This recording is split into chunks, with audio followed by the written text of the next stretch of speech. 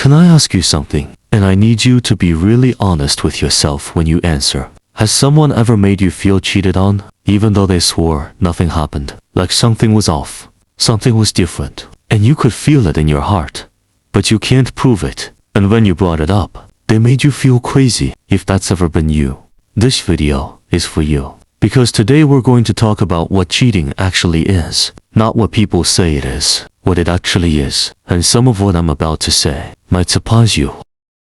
For the longest time, the world had one rule. If you didn't sleep with someone else, you didn't cheat. That was it. End of conversation. And so many people hid behind that rule. I never touched her. Nothing happened between us. You're overreacting. And the person who was hurting started to believe them. Started to think maybe they were too sensitive. Maybe they were insecure. Maybe they were the problem. But here's what I want you to know. You can break someone's heart without ever leaving the house. You can betray someone completely while sleeping right beside them every single night. So if that old definition isn't enough anymore, it's because it was never the whole truth. Let's talk about the one that leaves no evidence. The one that's hardest to explain, but hurts the most.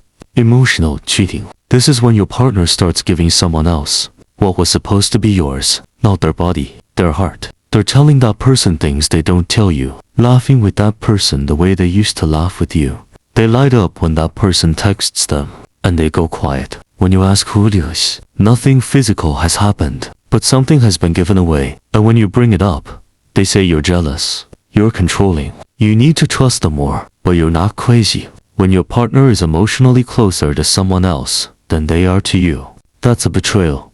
It might not have a name in court, but it has a name in your heart, and your heart is not lying to you.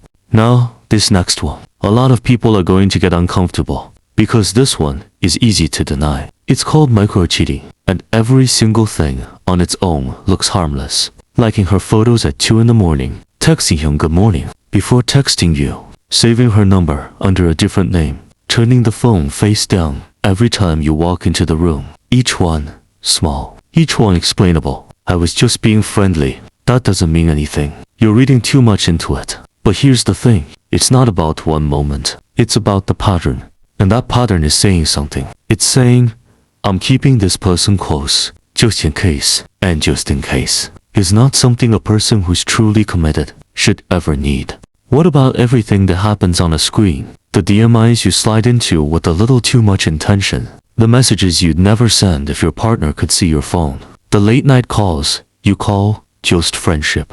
The things you type and then quickly delete. But we never actually met.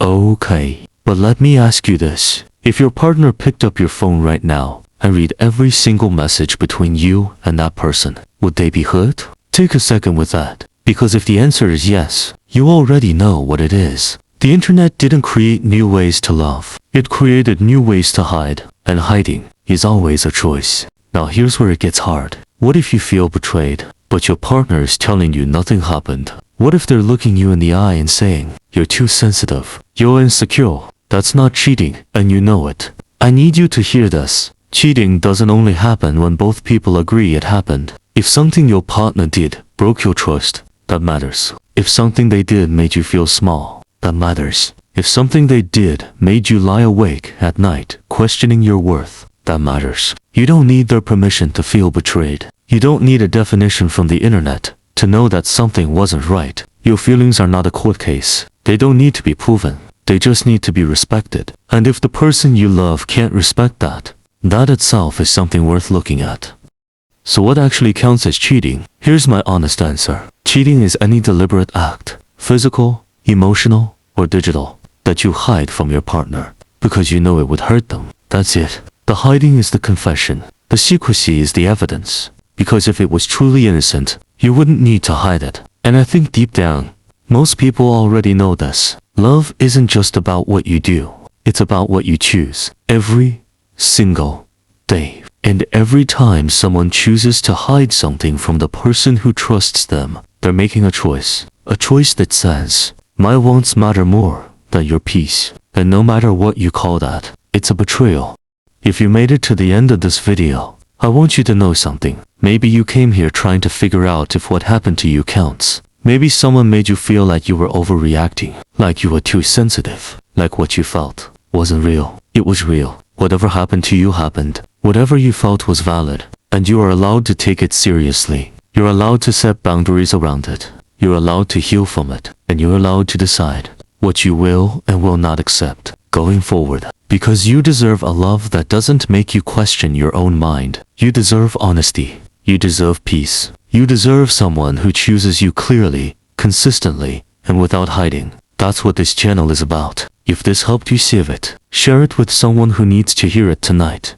And if you're new here, subscribe to Unbroken, because we're just getting started. I'll see you in the next one.